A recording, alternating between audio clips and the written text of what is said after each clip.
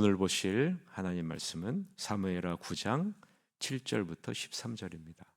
사무엘하 9장 7절부터 13절 말씀 보겠습니다. 다윗이 그에게 이르되 무서워하지 말라. 내가 반드시 내 아버지 요나단으로 말미암아 내게 은총을 베풀리라.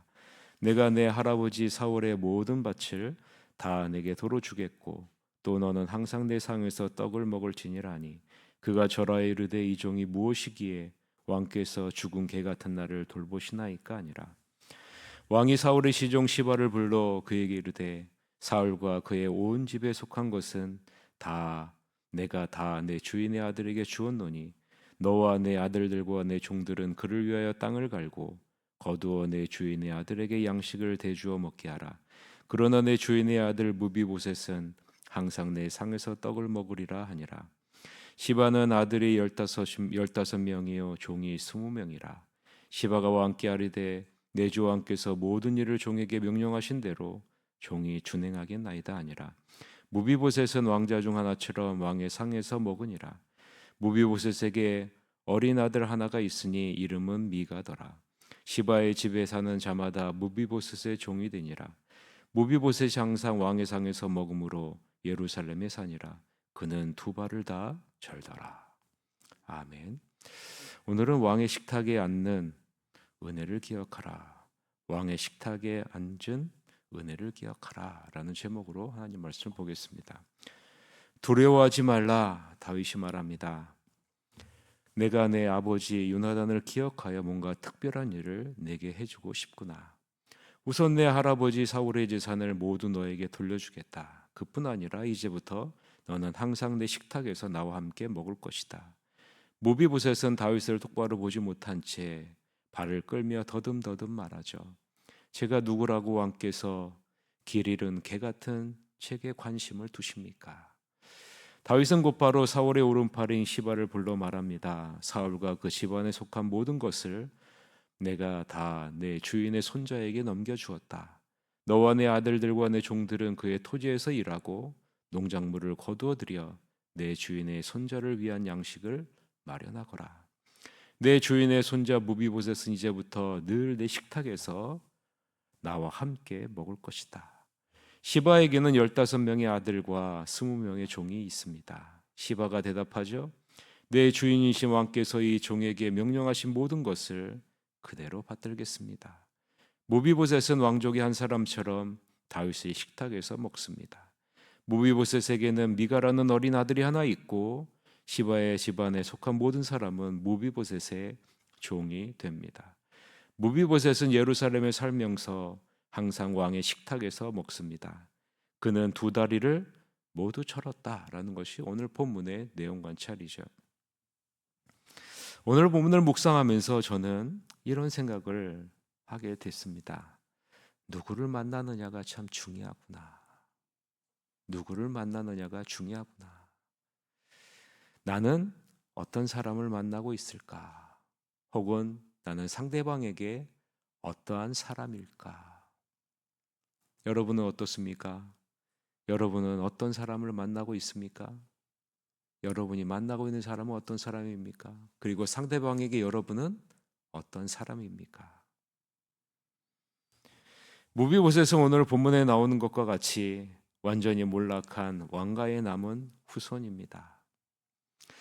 무비보셋도 이러한 자기 자신의 처지와 형편을 잘 알고 있죠. 자신의 인생의 결말이 어떻게 될지를 누구보다도 잘 알고 있는 사람이 무비보셋입니다. 그래서 무비보셋도 자신을 어떻게 표현하고 있습니까? 죽은 개 같은 나다. 죽은 개 같은 나다. 히브리 원문에서는 이렇게 표현됩니다. 나와 같은 죽은 개. 죽은 개나 나나 별반 다르지 않다라는 말이죠. 죽은 개라라는 것은요, 두 발을 젓는 장애를 가진 무가치한 존재를 의미하는 그러한 단어이죠. 그러한 존재가 바로 자기 자신이라는 겁니다. 자신에 대한 열등감, 무가치함에 사로잡혀 자기 스스로를 비하하며 사는 존재가 바로 무비보셋이죠. 자신의 미래에 대한 희망은 전혀 존재하지 않고 비참한 삶과 비참한 결말이 기다리고 있는 존재. 비참한 삶과 비참한 결말이 예비된 존재가 바로 무비보셋 자신이라는 겁니다. 그런데 중요한 것은 다윗도 사울 앞에서 자신을 죽은 개라고 표현한 적이 있다라는 거예요. 다윗도 사울 앞에서 죽은 개 같은 나를 왜 쫓으십니까? 라고 얘기했다는 거죠. 사무엘상 24장 14절에 보면 이스라엘의 왕이 누구를 따라 나왔으며 누구의 뒤를 쫓나이까? 죽은 개나 벼룩을 쫓음이니까. 다윗도 자기 자신을요 죽은 개라 라고 표현을 했습니다. 다윗도 사울 앞에서 자신과 같이 무가치하고 능력 없는 자를 왜 쫓으십니까? 라고 말하는 거죠. 다윗 자신도 자기 자신이 얼마나 무가치하고 능력 없는 존재인지를 알고 있기에 자기 자신을 죽은 개 혹은 벼룩과 같은 존재다라고 표현을 했죠. 그런데 여러분, 이런 다윗이 누구를 만납니까? 이런 다윗에게 누가 찾아옵니까? 이런 다윗에게 하나님이 찾아오시지 않습니까? 하나님이 만나주시지 않습니까? 하나님이 동행하시지 않습니까? 하나님을 만난 다윗은 죽은 개 같은 무가치한 존재에서 이스라엘 역사상 전무후무한 왕으로 쓰임받게 됩니다. 하나님의 마음에 가장 합한 왕으로 쓰임받는 자리에 놓이게 됩니다. 그리고 주변의 국가, 주변에 있는 모든 사람들이 우러러보는, 존경하는 그러한 사람으로 하나님이 높여주십니다. 누구를 만나느냐에 따라서 우리의 인생이 완전히 달라질 수 있다는 겁니다. 몰락한 상태에서 무비보셋은 사울의 집을 총괄하는 종 시바를 만났을 때 시바는 무비보셋을 어떻게 대합니까? 당신은 이제 아무런 희망이 없는 몰락한 가문의 죽은 개입니다. 두 다리를 저는 무가치한 존재가 바로 당신입니다. 그래서 다윗에게도 시바는 뭐라고 얘기합니까? 무비보셋을 이름도 부르지 않고 다리를 저는 자라, 무가치한 죽은 개입니다 라고 이야기하는 것과 마찬가지죠. 만약에 무비보셋이 시바만을 만나는 자리에 그쳤다면 어떻게 됐을까요? 무비보셋의 인생은 아마도 죽을 때까지 죽은 개 같은 무가치한 존재로 끝났을 겁니다. 그러나 여러분, 무비보셋이 누구를 만납니까? 무비보셋을 누가 찾습니까? 다윗이 무비보셋을 찾고요, 무비보셋은 다윗을 만납니다. 다윗은 어떤 사람입니까? 다윗은 여호와 하나님을 경외하는 사람이에요. 하나님의 언약, 하나님의 말씀을 따라 사는 자입니다.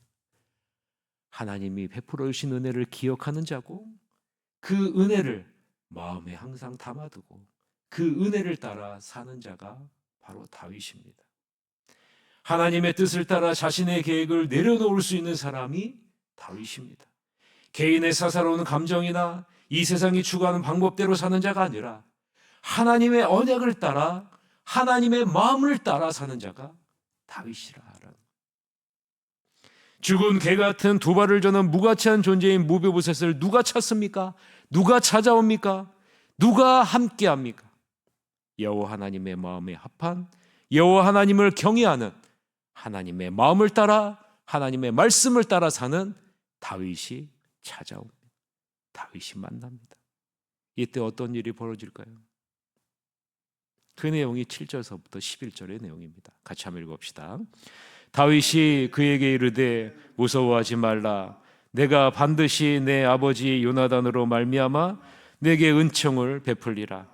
내가 내 할아버지 사울의 모든 밭을 다 내게 도로 주겠고 또 너는 항상 내 상에서 떡을 먹을지니라 하니 그가 절하에 이르되 이 종이 무엇이기에 왕께서 죽은 개 같은 나를 돌아보시나이까 하니라.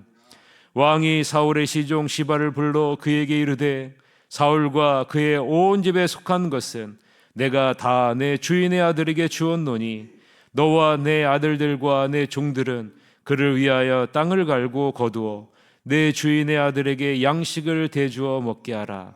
그러나 내 주인의 아들 무비보셋은 항상 내 상에서 떡을 먹으리라 하니라. 시바는 아들이 15명이요 종이 20명이라. 시바가 왕께 아뢰되 내 주 왕께서 모든 일을 종에게 명령하신 대로 종이 준행하겠나이다 하니라. 무비보셋은 왕자 중 하나처럼 왕의 상에서 먹으니라. 다윗은 사울의 모든 소유지를 무비보셋에게 넘겨주죠. 그리고 항상 왕의 상에 참여하게 합니다. 모두 잃은 무가치한 존재인 죽은 개 같은 무비보셋에게 다윗은 잃어버린 모든 것을 회복시켜주고 죽은 개같이 여겼던 무비보셋을 왕자 중 하나로 대우합니다. 자신을 몰락한 가문에 남은 두 다리를 저는 무가치한 존재로 여겼던 교만한 시바를 다윗은 무비보셋을 섬기는 종이 되라고 선포합니다. 몰락한 사울의 집안에 남은 두 다리를 저는 무가치한 존재인 무비보셋보다 월등히 우월한 존재라고 여겼던 시바는 한순간 모든 것을 잃게 되고 무비보셋을 위해 섬기는 종이 되죠. 다윗은 하나님이 자신에게 주신 은혜를 평생 잊지 않은 사람입니다. 그리고 하나님이 어떤 분이신지를 알고 평생 공의와 정의로 사람을 대했고 더 나아가 다윗은 요나단이 보여준 은혜와 사랑을 잊지 않고 그와 맺은 언약을 기억하고 실천한 사람입니다. 그래서 다윗 7절에 뭐라고 얘기합니까? 요나단으로 말미암아 내게 은총을 베풀리라. 다윗은 무비보셋만 회복시킨 것이 아니라 무비보셋에게만 은혜를 베푼 것이 아니라 그의 집안을 끝까지 책임집니다.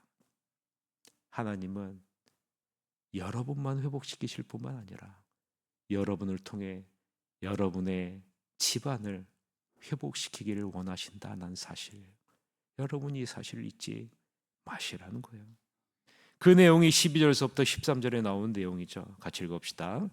무비보셋에게 어린 아들 하나가 있으니 이름은 미가더라. 시바의 집에 사는 자마다 무비보셋의 종이 되니라. 무비보셋이 항상 왕의 상에서 먹음으로 예루살렘에 사니라. 그는 두 발을 다 잘더라. 이 다윗과 무비보셋의 만남을 통해 우리는 어떤 만남을 떠올리게 됩니까? 예수님과 나와의 만남이 떠오르지 않습니까? 죄로 인해 하나님과 원수가 됐던 나 같은 존재가 예수 그리스도로 인해 하나님의 자녀로 회복되어지고 하나님과 함께 동행하는 자가 되고 하나님을 우리는 아빠, 아버지라고 부르는 존귀한 자로 우리를 세워주시지 않았습니까? 로마서 8장 14절서부터 17절에 보면 무릇 하나님의 영으로 인도함을 받는 사람은 곧 하나님의 아들이라. 너희는 다시 무서워하는 종의 영을 받지 아니하고 양자의 영을 받았으므로 우리가 아빠, 아버지라고 부르짖느니라. 성령이 친히 우리의 영과 더불어 우리가 하나님의 자녀인 것을 증언하나니 자녀이면 또한 상속자 곧 하나님의 상속자요 그리스도와 함께한 상속자다라고 말씀하고 있습니다.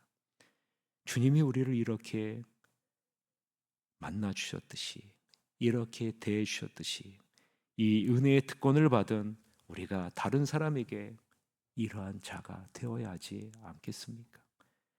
주님과 같이 긍휼과 자비를 회복의 은혜를 베푸는 사람이 되어야 하지 않겠습니까? 이를 위해 내가 노력해야 될 부분은 무엇일까? 여러분 오늘 하루 묵상하시고 아주 작은 부분부터 실천하는 여러분이 되시기를 바랍니다. 나는 다른 사람에게 어떤 사람일까? 그리고 여러분이 만나는 사람은 어떤 사람인가? 생각해 보시고 하나님의 자녀가 되어 얻은 지위와 특권을 선한 일에 사용해서 가는 곳마다 회복의 은혜, 감사와 감격이 넘치는 은혜가 여러분의 모든 만남 가운데 풍성하게 이루어지기를 주님의 이름으로 간절히 축원합니다. 이 시간에